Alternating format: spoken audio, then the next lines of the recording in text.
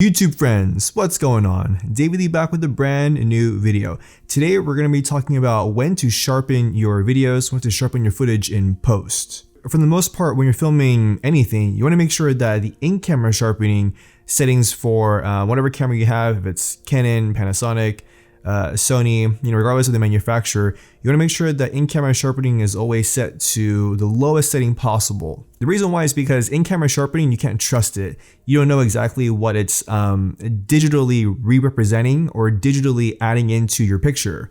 And a lot of times that can come across as very video-like, something you would see like on TV, newscasts, broadcasts, stuff like that, right? It doesn't look very filmic or very cinematic. But there are times and there are conditions where you actually need to add sharpening because of the camera you're using and also the combination of the lens you're using. So a prime example is when using vintage lenses.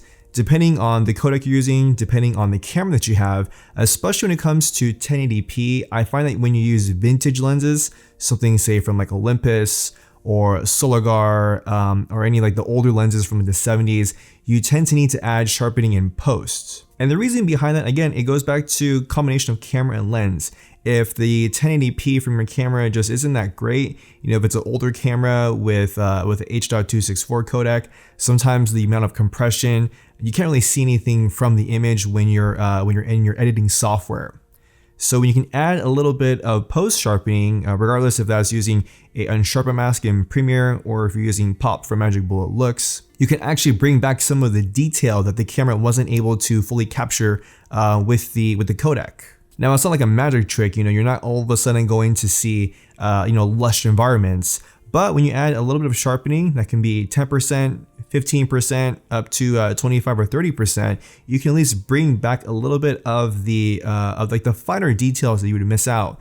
That could be from a tree, that can be from water, that could be from a landscape image where you have brush, you have mountains in the background, you have maybe foliage or grass in the foreground, and then people walking about or running about. It can also help in detail for clothes too. Older cameras, again, sometimes they just can't bring out the detail with the codec and the compression. So when you add post sharpening, you can at least get something back. You just have to be mindful and be aware of how much sharpening you're adding, right? If you're adding anything like past 50%, you have to take a look at the image overall as a whole and see if it still looks filmic or cinematic, or if it's looking more like a home video. And especially when it comes to filming people, or maybe it's animals, if you're adding too much sharpening to it, then they start to look like a video game, and maybe that's the look you're going for. I don't know, right? But in general, you don't want people looking like a video game character. But it all goes back to the combination of camera and lens you're using.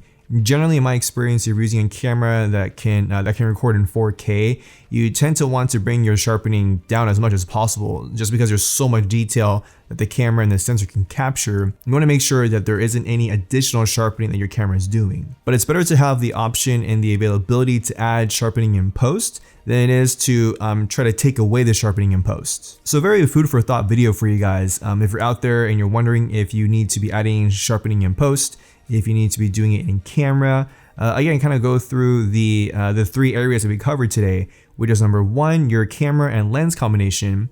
Number two is if you're shooting in 1080p and if it's say like an older camera. Then number three is what exactly are you filming?